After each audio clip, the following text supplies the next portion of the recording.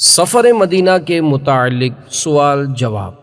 الحمدللہ رب العالمین والصلاة والسلام علی سید المرسلین، اما بعد فاعوذ باللہ من الشیطان الرجیم، بسم اللہ الرحمن الرحیم۔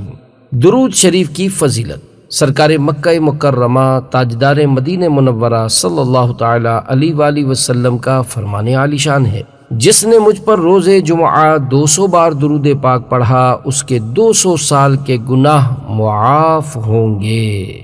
صلو علی الحبیب صلی اللہ تعالی علی محمد۔ خاک مدینہ وطن میں لانا کیسا؟ سوال بطور تبرک، خاک مدینہ وطن میں لانا کیسا ہے؟ جواب، بطور تبرک خاک مدینہ وطن میں لانا جائز ہے، مگر مشورتاً عرض ہے کہ نہ لائی جائے۔ خاتم المحدثین حضرت سیدنا شیخ عبدالحق محدث دہلوی علیہ رحمۃ اللہ القوی فرماتے ہیں، اکثر علماء کہتے ہیں کہ مدینہ منورہ اور مکہ مکرمہ زادہم اللہ شرفا و تعظیما کی خاک، اینٹ، ٹھیکری اور پتھر نہ اٹھائے۔ علماء حنفیہ اور بعض شافعیہ رحمہم اللہ تعالی جائز بھی کہتے ہیں۔ بہر صورت اگر تحفہ مثلاً پھل و پانی وغیرہ جس سے اہل وطن کو خوشی ہو بے تکلف ہمراہ لے تو بہتر ہے۔ سفر سے اہل و عیال کے لیے تحفہ لانا صحیح خبروں یعنی حدیثوں سے ثابت ہے۔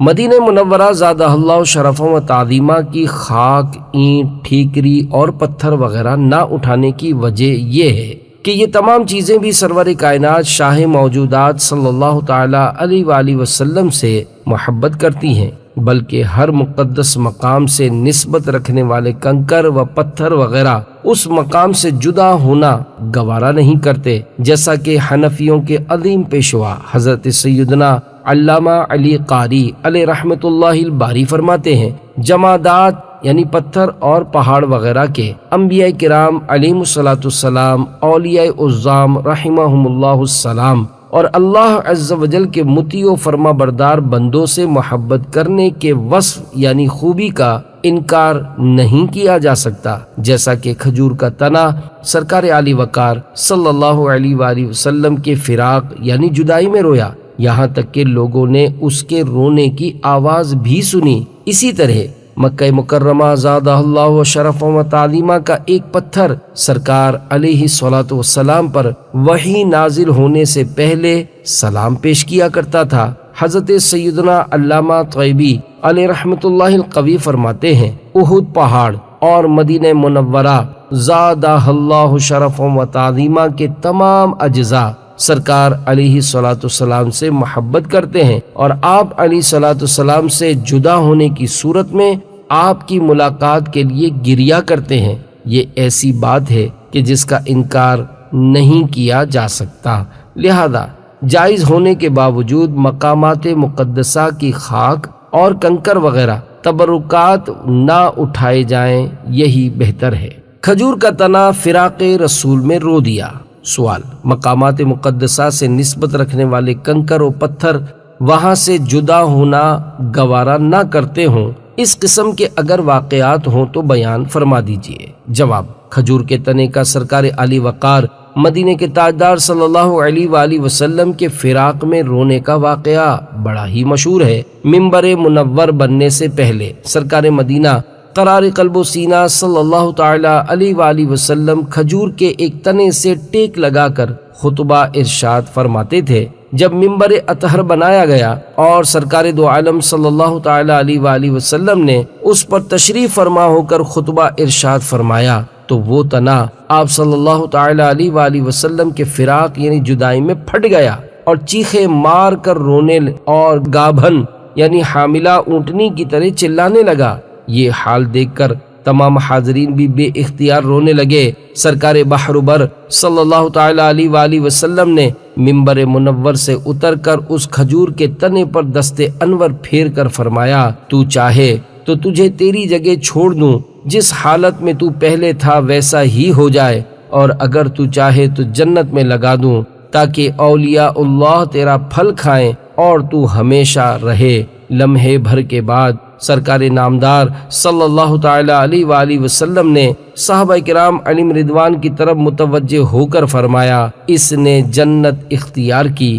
حضرت سیدنا حسن بصری علیہ رحمۃ اللہ القوی جب یہ واقعہ بیان کرتے تو خوب روتے اور فرماتے، اے اللہ کے بندو، جب کھجور کا ایک بے جان تنا فراق رسول یعنی رسول کریم صلی اللہ تعالی علیہ وآلہ وسلم کی جدائی میں رو سکتا ہے تو تم کیوں نہیں رو سکتے؟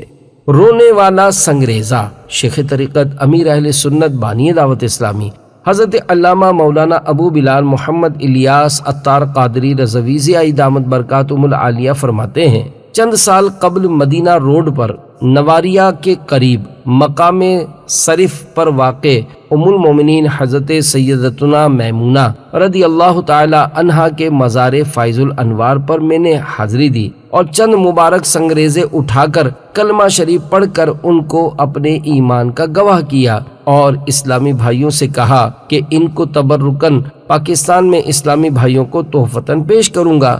جب اپنی قیام گاہ پر آیا تو ایک سنگریزہ یعنی پتھر کا ٹکڑا ایک جگہ سے نم ہو گیا تھا۔ کچھ دیر بعد اس کی نمی میں مزید اضافہ ہو گیا۔ میں نے اسلامی بھائیوں سے کہا، غالباً یہ ام المومنین حضرت سیدتنا میمونہ رضی اللہ تعالی عنہا کے فراق میں رو رہا ہے۔ انشاءاللہ عز وجل میں ان تمام سنگریزوں کو امی جان رضی اللہ تعالی عنہا کے پاس پہنچا دوں گا۔ حیرت بالائے حیرت یہ کہ کچھ ہی دیر میں وہ خشک ہو گیا، یعنی ڈھارس ملنے پر اس نے رونا بند کر دیا۔ بالآخر میں نے ام المومنین حضرت سیدتنا میمونہ رضی اللہ تعالی عنہا کے دربار میں حاضری دی اور ان سنگریزوں کو بصد ادب وہاں رکھ دیا اور امی جان رضی اللہ تعالی عنہا سے معافی بھی مانگی۔ مزدلفہ کی اشک بار کنکریاں۔ منقول ہے کہ ایک بڑھیا حج پر گئی، رمی جمارات یعنی شیطان کو کنکریاں مارنے کے بعد مزدلفہ شریف کی چند کنکریاں بچ گئیں۔ وہ انہیں بطور یادگار اپنے ساتھ وطن لیتی آئیں اور ایک پاک کپڑے میں لپیٹ کر ادب کے ساتھ انہیں الماری میں رکھ دیا۔ ایک دن اس کی نظر کنکریوں کی جگہ پر پڑی تو دیکھا کہ وہاں نمی ہے۔ اس نے متعجب ہو کر کپڑے سے کنکریاں نکالیں تو یہ دیکھ کر اس کی حیرت کی انتہا نہ رہی کہ وہ پانی ان کنکریوں سے نکل رہا تھا۔ گھبرا کر کسی سنی عالم سے رابطہ کیا تو انہوں نے فرمایا کہ یہ کنکریاں مزدلفہ شریف کی مقدس سرزمین کے فراق میں رو رہی ہیں، ان کو وہیں بھجوا دیں۔ چنانچہ کسی حاجی صاحب کے ذریعے ان کو مزدلفہ شریف پہنچا دیا گیا۔ خاک مدینہ کا تحفہ۔ سوال، وطن میں خاک مدینہ تحفے میں ملنے پر آپ کیا کرتے ہیں؟ جواب، شیخ طریقت امیر اہل سنت دامت برکاتہم العالیہ فرماتے ہیں، اگر کوئی وطن میں خاک مدینہ تحفے میں دے تو اولاً قبول کرنے سے ہی معذرت کر لیتا ہوں کہ میں اس کا ادب نہیں کر پاؤں گا۔ اگر لے بھی لوں تو کوشش یہی ہوتی ہے کہ کسی زائر مدینہ کے ذریعے اس خاک پاک کو دوبارہ مدینہ منورہ زادہ اللہ شرف و تعظیما پہنچا دیا جائے۔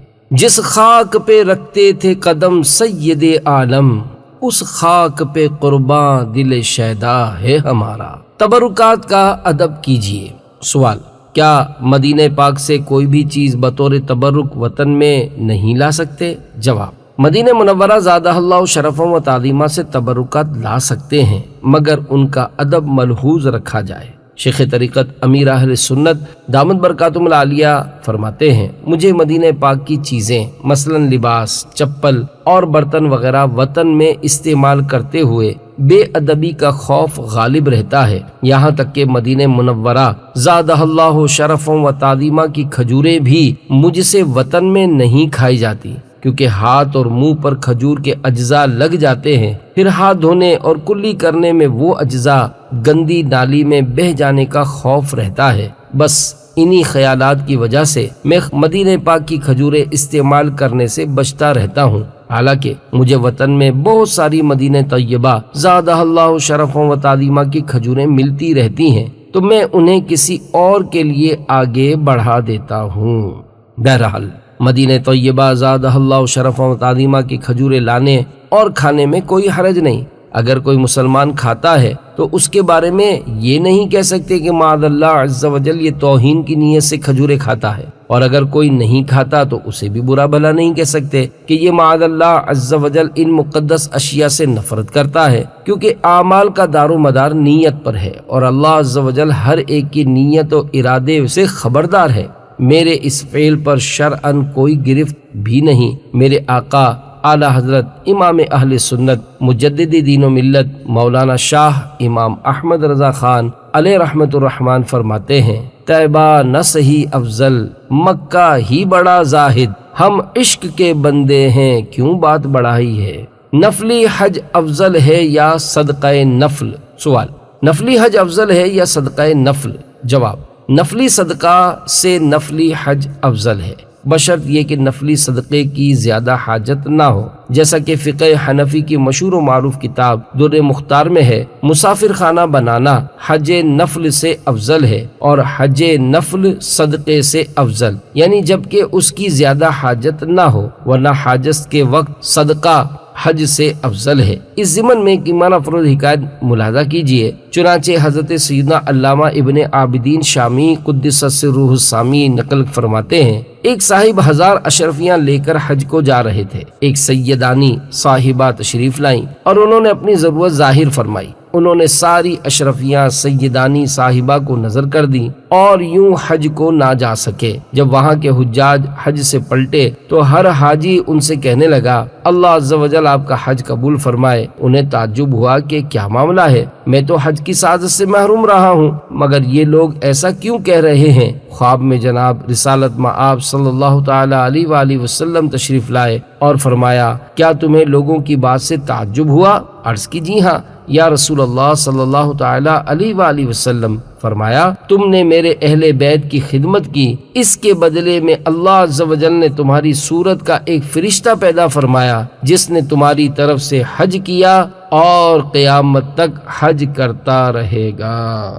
100 نفلی حج سے افضل عمل۔ حضرت سیدنا ابو نصر تمار علیہ رحمت اللہ الغفار فرماتے ہیں کہ حضرت سیدنا بشر حافی علیہ رحمت اللہ الکافی کی خدمت میں ایک شخص حاضر ہو کر نصیحت کا طلبگار ہوا۔ وہ نفلی سفر حج کا ارادہ رکھتا تھا۔ آپ رحمت اللہ تعالی علیہ نے فرمایا، خرچ کے لیے کتنا مال رکھا ہے؟ عرض کی 2000 درہم۔ فرمایا، حج کرنے سے تیرا کیا مقصد ہے؟ دنیا سے دوری، بیت اللہ شریف کی زیارت یا رضا الہی کا حصول؟ عرض کی رضا الہی کا حصول۔ فرمایا، کیا تمہیں اگر 2000 درہم خرچ کرنے پر گھر بیٹھے رضا الہی حاصل ہو جائے اور تمہیں اس کا یقین بھی ہو تو کیا تم ایسا کرو گے؟ اس نے کہا ہاں۔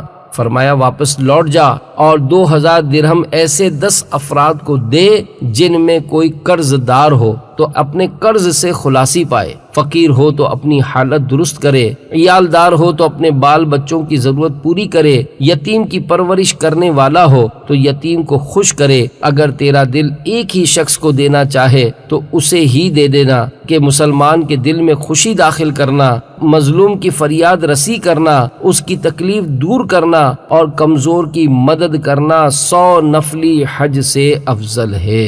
جا اور اسے ویسے ہی خرچ کر جیسے میں نے کہا ہے، ورنہ جو تیرے دل میں ہے وہ بتا دے۔ اس نے کہا، اے ابو نصر، میرے دل میں سفر کا ہی ارادہ ہے۔ یہ سن کر آپ رحمت اللہ تعالی علیہ مسکرائے اور اس پر شفقت کرتے ہوئے فرمایا، جب تجارت اور مشتبہ ذرائع سے مال جمع ہوتا ہے تو نفس خرچ تو اپنی مرضی کے مطابق کرتا ہے، لیکن نیک اعمال کو آڑ بنا لیتا ہے، مگر اللہ عز و جل نے قسم ارشاد فرمائی ہے کہ وہ صرف متقین کے اعمال قبول فرمائے گا۔ رضا الہی کے ساتھ ساتھ دکھاوے کے لیے عمل کرنا۔ سوال، کسی نیک عمل میں اللہ عز و جل کی رضا کے ساتھ ساتھ لوگوں کے اس عمل پر مطلع ہونے کی خواہش کرنا کیسا ہے؟ جواب، کوئی بھی نیک عمل ہو اس میں رضا الہی پانے اور ثواب آخرت کمانے کی نیت ہونی چاہیے۔ لوگوں کو دکھانے، شہرت پانے اور اپنی واہ واہ کروانے کی نیت سے نیک عمل کرنا ریاکاری ہے اور ریاکاروں کے لیے تباہ کاری ہے۔ حضرت سیدنا طاووس رضی اللہ تعالی عنہ سے روایت ہے کہ ایک شخص نے عرض کی، یا نبی اللہ صلی اللہ تعالی علیہ وآلہ وسلم، میں موقف حج میں کھڑا ہوتا ہوں اور مقصود اللہ تعالی کی رضا ہوتی ہے اور میری یہ بھی خواہش ہوتی ہے کہ میرا یہاں کھڑا ہونا دیکھا جائے، یعنی لوگ مجھے دیکھ لیں۔ آپ صلی اللہ تعالی علیہ وآلہ وسلم نے اس شخص کی بات سن کر کوئی جواب نہ دیا حتیٰ کہ یہ آیت کریمہ نازل ہوئی۔ فَمَن كَانَ يَرْجُو لِقَاءَ رَبِّهِ فَلْيَعْمَلْ عَمَلًا صَالِحًا وَلَا يُشْرِكْ بِعِبَادَةِ رَبِّهِ أَحَدًا۔ ترجمہ کنز الایمان۔ تو جسے اپنے رب سے ملنے کی امید ہو اسے چاہیے کہ نیک کام کرے اور اپنے رب کی بندگی میں کسی کو شریک نہ کرے۔ حضرت سیدنا کثیر بن زیاد علیہ رحمۃ اللہ الجواد فرماتے ہیں، میں نے حضرت سیدنا حسن بصری علیہ رحمۃ اللہ القوی سے اس آیت کا مطلب پوچھا تو فرمایا یہ مومن کے بارے میں نازل ہوئی۔ میں نے کہا کیا وہ اللہ تعالیٰ کے ساتھ کسی کو شریک ٹھہراتا ہے؟ فرمایا نہیں، لیکن عمل کے لیے شرک کرتا ہے کیونکہ وہ اس عمل سے اللہ تعالیٰ اور لوگوں کی رضا چاہتا ہے، اس وجہ سے وہ عمل قبول نہیں ہوتا۔ حضرت سیدنا ابو سعید بن ابو فضالہ رضی اللہ تعالیٰ عنہ سے روایت ہے کہ رسول کریم صلی اللہ تعالیٰ علیہ وآلہ وسلم نے ارشاد فرمایا، جب اللہ عز و جل شک و شبے سے پاک دن یعنی قیامت میں اولین و آخرین کو جمع کرے گا تو ایک منادی ندا کرے گا، جس نے اللہ عز و جل کے لیے کیے جانے والے عمل میں کسی کو شریک کیا وہ اسی کے پاس اپنا ثواب تلاش کرے، کیونکہ اللہ عز و جل شرکاء کے شرک سے بے نیاز ہے۔ میٹھے میٹھے اسلامی بھائیوں، لوگوں کو اپنے اعمال دکھانے، سنانے اور اپنی شہرت پانے کا شوق بہت برا ہے، اور یہ شیطان کے واروں میں سے ایک وار ہے۔ شیطان لعین اولاً تو کسی کو نیکی کی طرف مائل ہی نہیں ہونے دیتا، اگر کوئی اس کے وار سے بچ کر نیک عمل کرنے میں کامیاب ہو بھی جائے تو ریاکاری، تکبر، حب جاہ اور شہرت وغیرہ میں مبتلا کر کے اس کے اعمال برباد کرنے کی کوشش کرتا ہے۔ لہذا بندے کو چاہیے کہ وہ شیطان کی ان چالوں کو ناکام بناتے ہوئے خالصتاً اللہ عز و جل کی رضا و خوشنودی حاصل کرنے کے لیے عمل کرے۔ ہاں، ایسا شخص جو لوگوں کا پیشوا ہو، لوگ اس سے عقیدت و محبت رکھتے اور نیک اعمال میں اس کی پیروی کرتے ہوں، تو ایسے شخص کے لیے لوگوں کی ترغیب کے لیے اپنے اعمال کو ظاہر کرنا نہ صرف جائز بلکہ افضل ہے، جیسا کہ حضرت سیدنا عبداللہ ابن عمر رضی اللہ تعالیٰ عنہما سے روایت ہے کہ نبی کریم صلی اللہ تعالیٰ علیہ وآلہ وسلم نے ارشاد فرمایا، پوشیدہ عبادت علانیہ عبادت سے افضل ہے، اور جس کی لوگ پیروی کرتے ہوں اس کی علانیہ عبادت پوشیدہ عبادت سے افضل ہے۔ آخرت کے عمل سے دنیا طلب کرنا۔ سوال، آخرت کے عمل سے دنیا طلب کرنا یا شہرت چاہنا کیسا ہے؟ جواب، دنیاوی غرض کے لیے نیک عمل کرنا یا نیک عمل کرنے کے بعد اسے دنیا طلبی اور شہرت کا ذریعہ بنانا معاذ اللہ عز و جل دین فروشی اور اکثر صورتوں میں ریاکاری ہے، جس میں جہنم کی حقداری ہے۔ جیسا کہ آج کل بعض لوگ حج و عمرہ کر کے آتے ہیں تو بلا ضرورت جگہ جگہ اپنے حج و عمرے کا اعلان کرتے پھرتے ہیں۔ حدیث شریف میں ہے، جو آخرت کے عمل سے دنیا طلب کرے اس کا چہرہ مسخ کر دیا جائے اور اس کا ذکر مٹا دیا جائے اور اس کا نام دوزخیوں میں لکھا جائے۔ آخرت کے عمل سے دنیا طلب کرنے والے ایک نادان آقا اور اس کے دانا غلام کی عبرت انگیز حکایت ملاحظہ کیجیے اور عبرت کے مدنی پھول چنیے۔ چنانچہ حجت الاسلام حضرت سیدنا امام محمد غزالی علیہ رحمۃ اللہ الوالی فرماتے ہیں، ایک غلام اور آقا حج کر کے پلٹے، راہ میں نمک نہ رہا، نہ خرچ تھا کہ مول یعنی قیمتاً لیتے۔ ایک منزل پر آقا نے غلام سے کہا، بقال یعنی سبزی فروش کھانے پینے کا سامان بیچنے والے سے تھوڑا سا نمک یہ کہہ کر لے آؤ کہ میں حج سے آیا ہوں۔ چنانچہ وہ گیا اور یہ کہہ کر تھوڑا سا نمک لے آیا۔ دوسری منزل پر آقا نے پھر بھیجا اور کہا، اس بار یوں کہو کہ میرا آقا حج سے آیا ہے۔ چنانچہ اس بار بھی غلام یہ کہہ کر تھوڑا سا نمک لے آیا۔ تیسری منزل پر آقا نے پھر بھیجنا چاہا تو غلام جو کہ حقیقتاً آقا بننے کے قابل تھا اس نے جواب دیا، پرسوں نمک کے چند دانوں کے بدلے اپنا حج بیچا، کل آپ کا بیچا، آج کس کا بیچ کر لاؤں؟ میٹھے میٹھے اسلامی بھائیوں، واقعی وہ غلام بہت دانا تھا۔ اس نے اپنے آقا اور آج کل کے ہر حاجی صاحب کو کتنی زبردست اور عبرت انگیز بات بتائی کہ بلا ضرورت اپنے حج کا اعلان کر کے نمک وغیرہ حاصل کرنے سے کہیں ایسا نہ ہو کہ حج ہی برباد ہو جائے۔ البتہ یہ بات ذہن نشین رہے کہ اگر کسی نے ریاکاری کے لیے حج کیا تو اس کا فرض ادا ہو جائے گا، مگر ریاکاری کا گناہ ہوگا۔ ایسے حاجی کو چاہیے کہ اللہ عز و جل کی بارگاہ میں سچی توبہ کرے۔ اللہ عز و جل ہمیں اخلاص کی دولت سے مالا مال فرمائے اور ریاکاری کی تباہ کاری سے محفوظ فرمائے۔ آمین بجاہ النبی الامین صلی اللہ تعالی علیہ وآلہ وسلم۔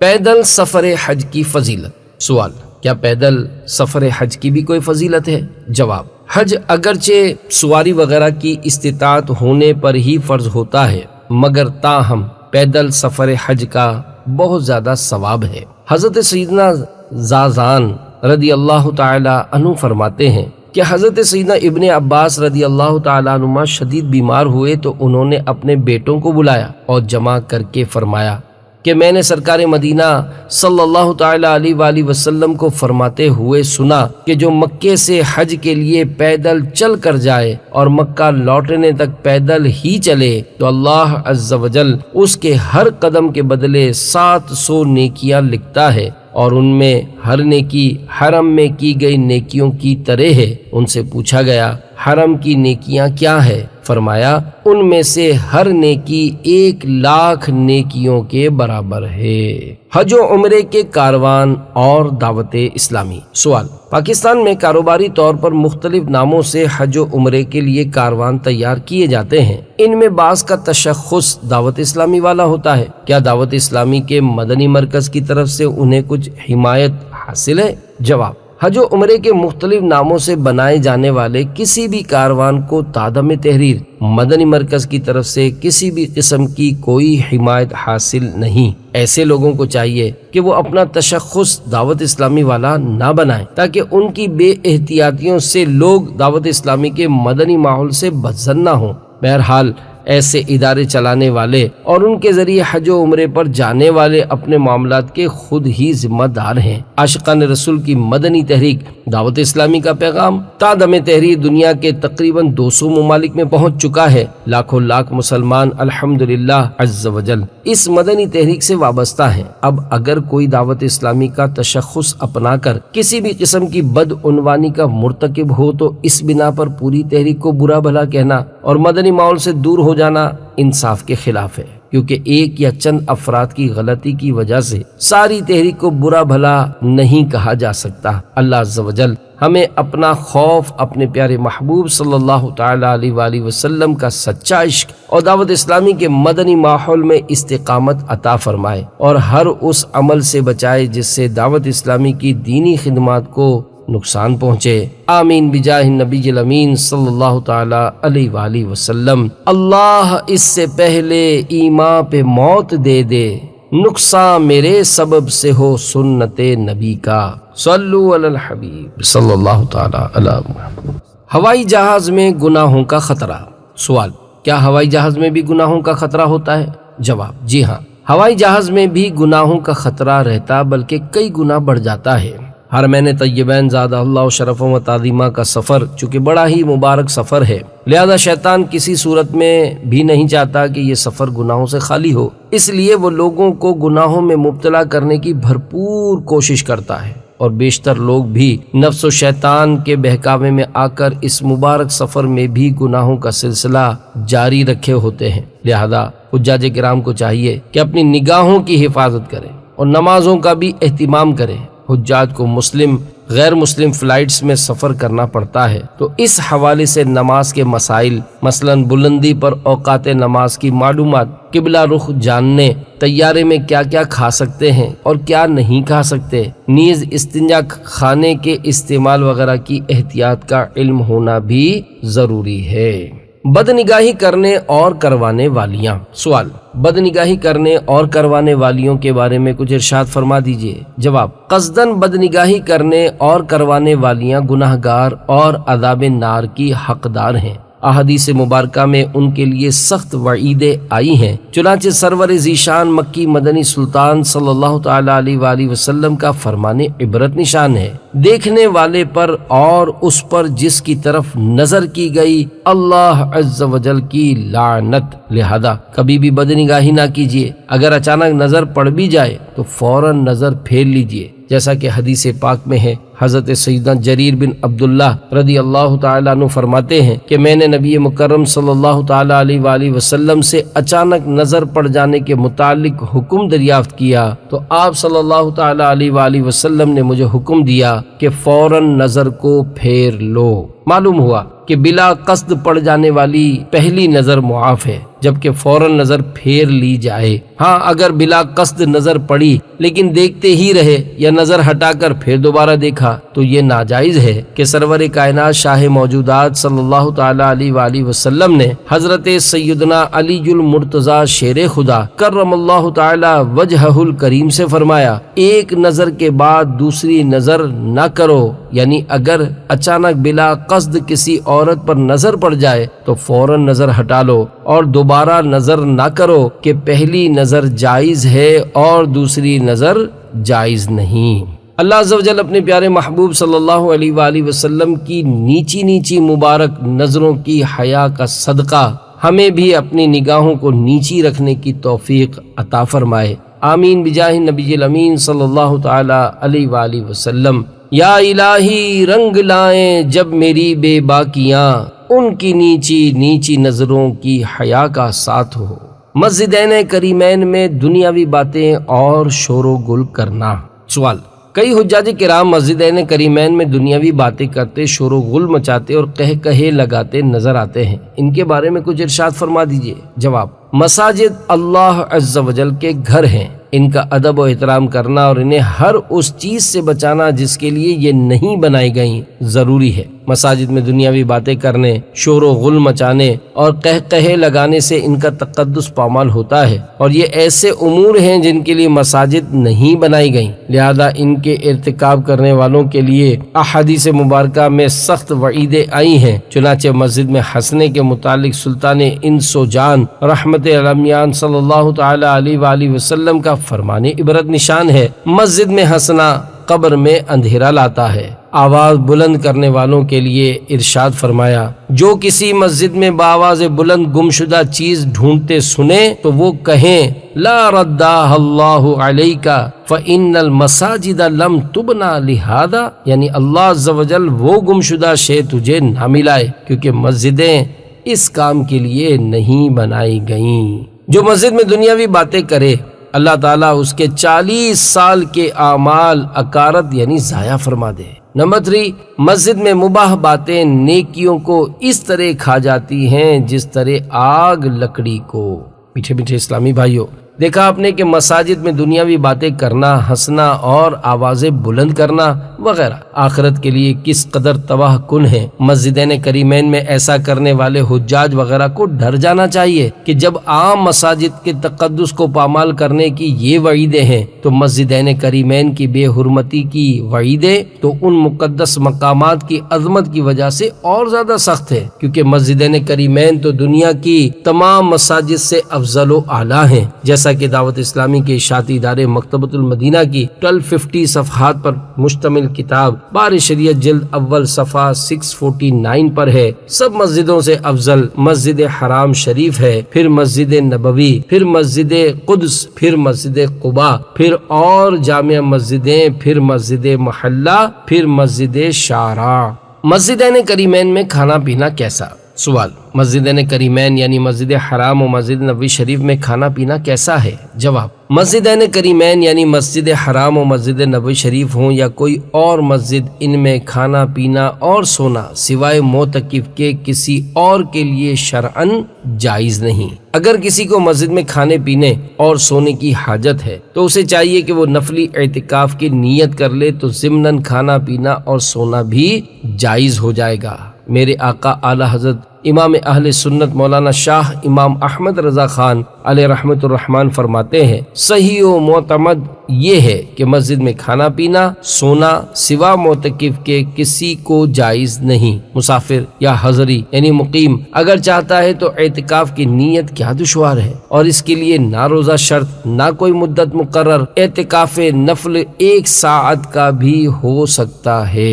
مزید فرماتے ہیں ظاہر ہے کہ مسجدیں کھانے پینے کو نہیں بنی تو غیر معتکف کو ان میں ان افعال کی اجازت نہیں، اور بلا شبہ اگر ان افعال کا دروازہ کھولا جائے تو زمانہ فاسد ہے اور قلوب ادب و ہیبت سے عاری، مسجدیں چوپال ہو جائیں گی اور ان کی بے حرمتی ہوگی۔ وَكُلُّ مَا أَدَّى إِلَى مَحْظُورٍ مَحْظُور، یعنی اور ہر وہ شے جو ممنوع تک پہنچائے ممنوع ہو جاتی ہے۔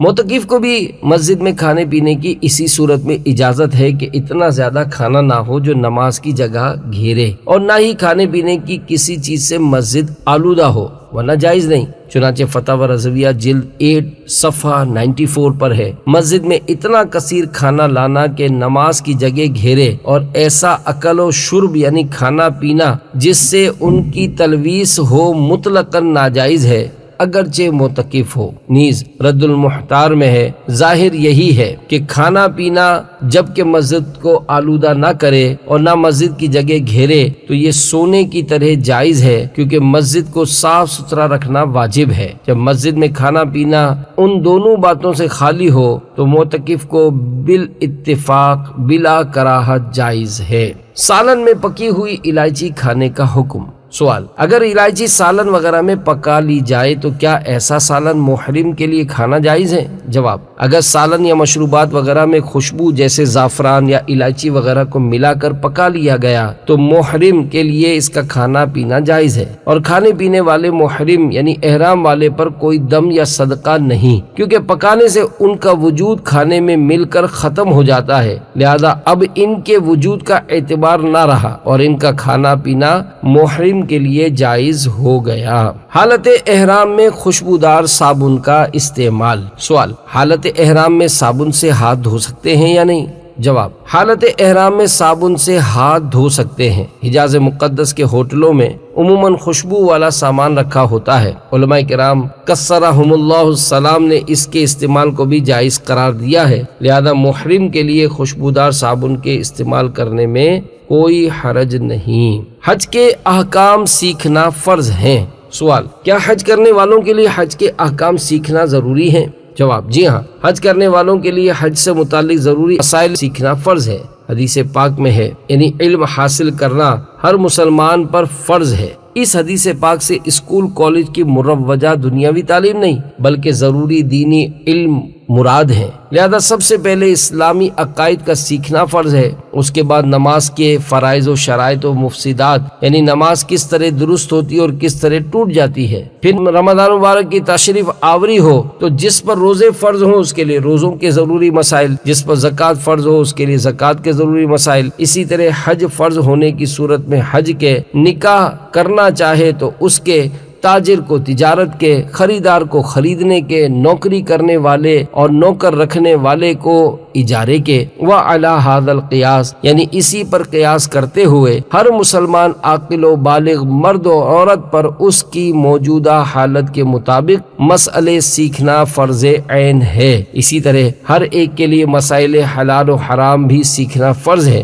نیز مسائل قلب یعنی باطنی مسائل یعنی فرائض قلبیہ یعنی باطنی امراض مثلا عاجزی و اخلاص و توکل وغیرہ اور ان کو حاصل کرنے کا طریقہ، اور باطنی گناہ مثلا تکبر، ریاکاری، حسد، بدگمانی، بغض و کینہ، شماتت یعنی کسی کی مصیبت پر خوش ہونا وغیرہ، اور ان کا علاج سیکھنا ہر مسلمان پر فرض ہے۔ اکثر حج و عمرہ پر جانے والے لوگ حج و عمرہ کے احکام پڑھتے ہی نہیں، اگر پڑھ یا سن لیں تو بھی حافظے کی کمزوری کے باعث بھول جاتے ہیں اور اس قدر اغلاط کی کثرت کرتے ہیں کہ الامان والحفیظ، گناہوں پر گناہ اور کفاروں پر کفارے واجب ہوتے چلے جاتے ہیں، مگر حقیقی ندامت نہ گناہوں سے بچنے کا صحیح معنوں میں ذہن اور نہ ہی کفاروں کے ادائیگی کے لیے رقم خرچ کرنے کا جگر۔ یاد رکھیے، جہالت یعنی نہ جاننا عذر نہیں بلکہ جہالت بذات خود گناہ ہے، لہذا جس پر نماز، روزہ، زکوٰۃ اور حج فرض ہے ان کے لیے ان کے متعلقہ ضروری احکام کا سیکھنا بھی فرض ہے۔ جو خود عقائد صحیحہ اور حج کے مسائل ضروریہ کا علم نہیں رکھتا، اسے تنہا یا عوام الناس کے قافلے میں سفر حج کرنے کے بجائے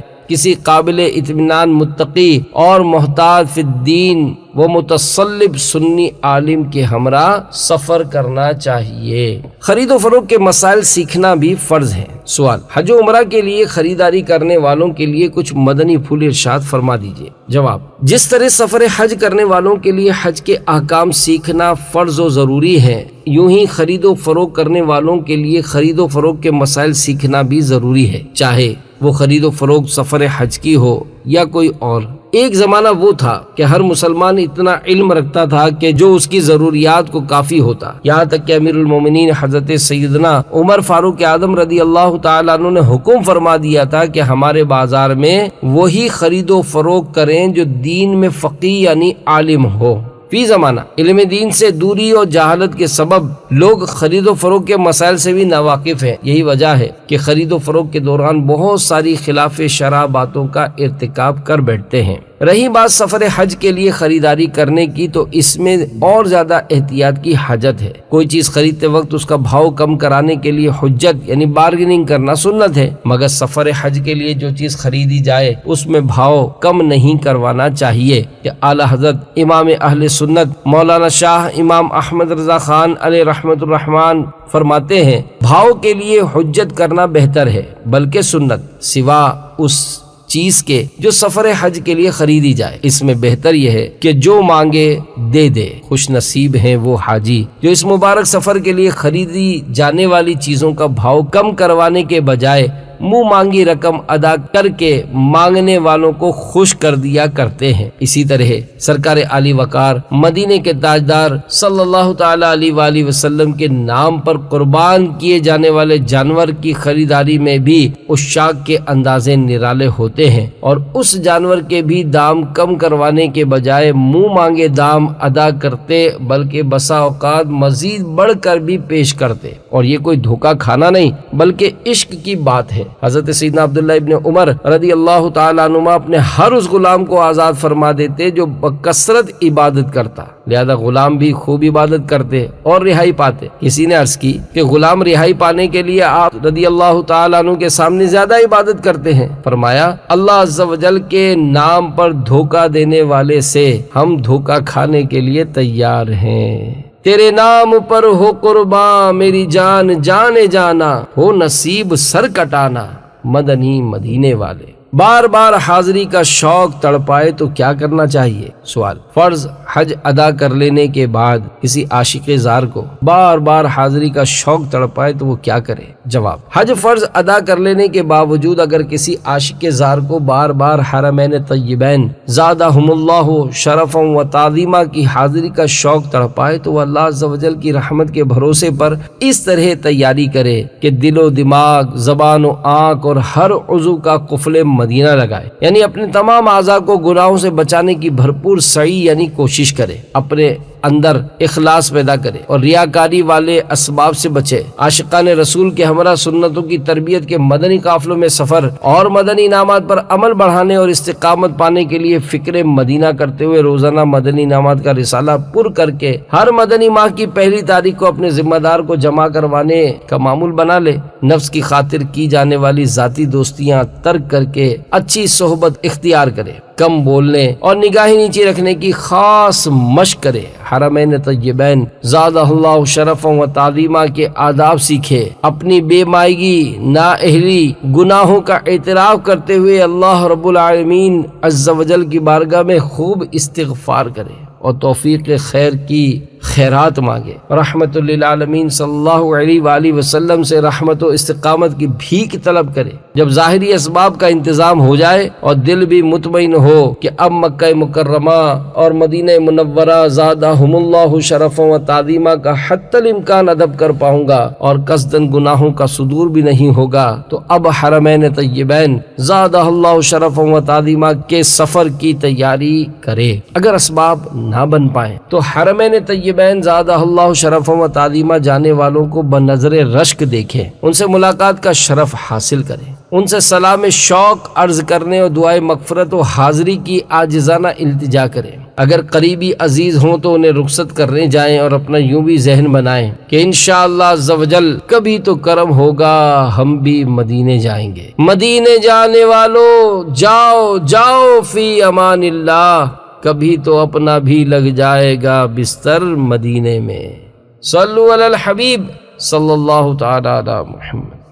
حرمین طیبین میں زیادہ دن قیام کرنا کیسا؟ سوال، عمرے کے لیے جانے والوں کا حرمین طیبین زادہ اللہ شرف و تعظیمہ میں زیادہ دن قیام کرنا کیسا ہے؟ جواب، عمرے کے لیے جانے والے اگر وہاں کے آداب بجا لاتے اور اپنے آپ کو گناہوں سے بچا پاتے ہوں تو ان کے لیے زیادہ ایام گزارنا باعث سعادت ہے۔ زیادہ مدت قیام کرنے سے عموماً لوگوں کے دلوں سے اہمیت ختم ہو جاتی ہے اور وہ گناہوں پر بے باک ہو جاتے ہیں، لہذا ایسوں کو چاہیے کہ کم سے کم مدت قیام کریں۔ مثلا عمرے کے لیے جائیں تو ایک دن میں عمرہ شریف ادا کریں، پھر فوراً سرکار ابد قرار مدینے کے تاجدار صلی اللہ تعالی علیہ وآلہ وسلم اور شیخین کریمین رضی اللہ تعالیٰ عنہما کی بارگاہوں میں بغرض سلام ایک دن کے لیے مدینہ منورہ زادہ اللہ شرف و تعظیمہ حاضر ہوں، مسجد نبی شریف علی صاحب الصلاۃ والسلام میں نمازیں پڑھیں، سید الشہداء حضرت سیدنا حمزہ و شہدائے احد رضوان اللہ تعالی علیہم اجمعین کی بارگاہوں میں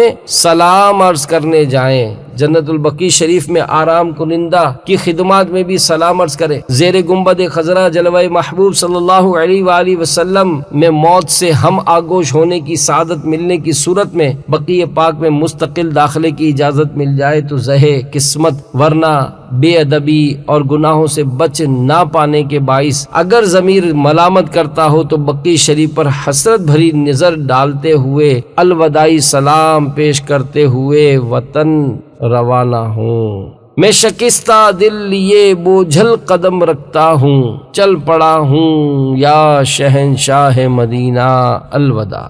حرمین طیبین زادہ اللہ شرف و تعظیمہ میں کم مدت کی حاضری کو ہرگز کم تصور نہ کیجیے۔ خدا عز و جل کی قسم، وہاں کی حسین وادیوں میں گزرا ہوا ایک لمحہ دنیا کے ظاہری سرسبز و شاداب گلزار کی 1000 سالہ زندگی سے بہتری نہیں بلکہ بہترین ہے۔ وہی ساعتیں تھیں سرور کی، وہی دن تھے حاصل زندگی، بحضور شافع امتاں میری جن دنوں طلبی رہی، ناپاک کپڑوں میں نماز کا حکم۔ سوال، حرمین طیبین زادہ اللہ شرف و تعظیمہ یا کسی بھی جگہ پر طہارت خانوں کے صحیح نہ بنے ہونے کی وجہ سے کپڑوں کا پاک رہنا مشکل ہوتا ہو تو ایسی صورت میں اگر کسی نے ان کپڑوں میں ہی نماز پڑھ لی تو اس کے لیے شرعاً کیا حکم ہے؟ جواب، طہارت خانوں کے واقعی صحیح نہ بنے ہونے کی وجہ سے اپنے آپ کو پاک رکھنا اور گناہوں سے بچانا بہت مشکل ہوتا ہے۔ آج کل WC کی جگہ کموڈ نے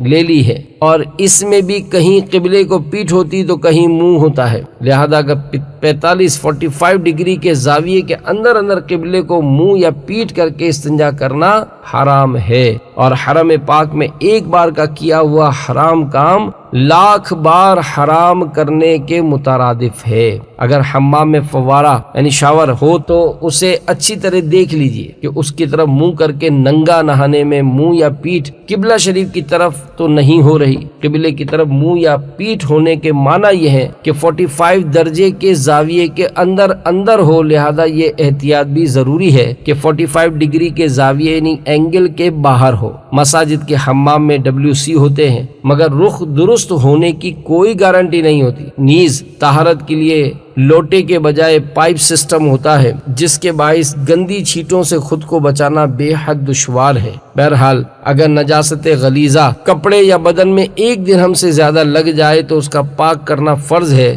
بے پاک کیے نماز پڑھ لی تو ہوگی ہی نہیں، اور قصدن پڑھی تو گناہ بھی ہوا، اور اگر بنیت استخفاف یعنی نماز کو ہلکا جان کر ہے تو کفر ہوا، اور اگر درہم کے برابر ہے تو پاک کرنا واجب ہے کہ بے پاک کیے نماز پڑھی تو مکروہ تحریمی ہوئی، یعنی ایسی نماز کا اعادہ واجب ہو اور قصدن پڑی تو گناہ گار بھی ہو، اور اگر درہم سے کم ہے تو پاک کرنا سنت ہے کہ بے پاک کیے نماز ہو گئی مگر خلاف سنت ہوئی اور اس کا اعادہ بہتر ہے۔ اور نجاست خفیفہ کا حکم یہ ہے کہ کپڑے کے حصے یا بدن کے جس عضو میں لگی ہے اگر اس کی چوتھائی سے کم، مثلا دامن میں لگی ہے تو دامن کی چوتھائی سے کم، آستین میں اس کی چوتھائی سے کم، یوں ہی ہاتھوں میں ہاتھ کی چوتھائی سے کم ہے تو معاف ہے کہ اس سے نماز ہو جائے گی، اور اگر پوری چوتھائی میں ہو تو بے دھوئے نماز نہ ہوگی۔ خیال رہے صرف نجاست لگنے کا شک ہونے سے کپڑے وغیرہ ناپاک نہیں ہو جاتے جب تک یقین نہ ہو جائے، اور یقین ہو جانے کی صورت میں نماز کو ہلکا جانتے ہوئے ادا کرنا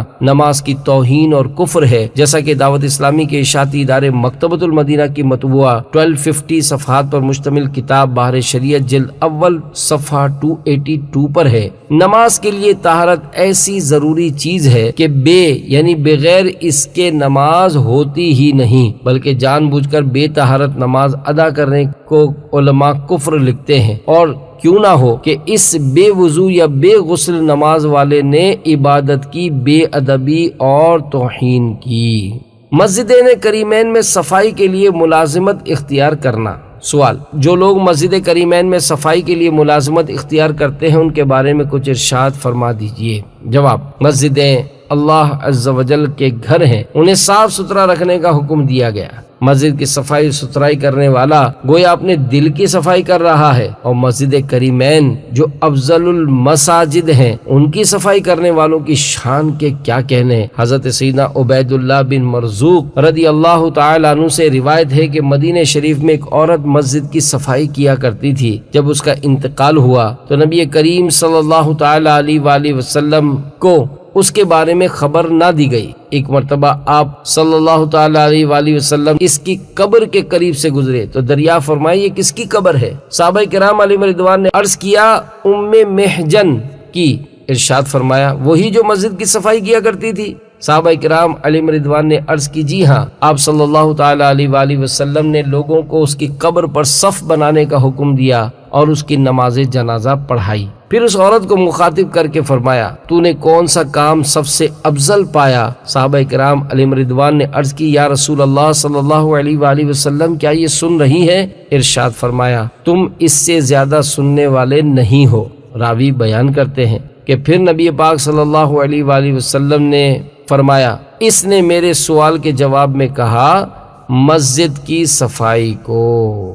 حرمین طیبین زادہ اللہ شرفوں و تعظیمہ سے وقتاً فوقتاً اور بالخصوص حج کے موسم میں بہار میں دنیا کے مختلف ممالک سے 4 ماہ کے لیے خدام بلائے جاتے ہیں۔ لوگ بڑے ذوق و شوق کے ساتھ پہنچتے ہیں۔ مسجدین کریمین میں خدمت کا موقع مل جانا اسی صورت میں سعادت ہے جبکہ وہاں کے آداب و تعظیم و توقیر میں فرق نہ آنے پائے اور نہ ہی کام میں کسی قسم کی کوئی کوتاہی واقع ہو۔ ایک بار ایک نوجوان حرمین طیبین زادہ اللہ شرف و تعظیمہ کی زیارت کے شوق میں 4 ماہ کے لیے بطور خادم بھرتی ہو گیا۔ جب اس نے وہاں کی بے ادبیاں اور بے باکیاں دیکھیں تو سمجھ گیا کہ یہ سب کچھ مجھ سے بھی صادر ہو کر رہے گا، تو وہ گھبرا گیا اور اس پر گریہ طاری ہو گیا۔ اس نے سارا کام کاج چھوڑ کر رونے کی ڈیوٹی سنبھال لی، یہاں تک کہ بلانے والوں نے تنگ آ کر خروج لگوا کر اسے وطن روانہ کر دیا۔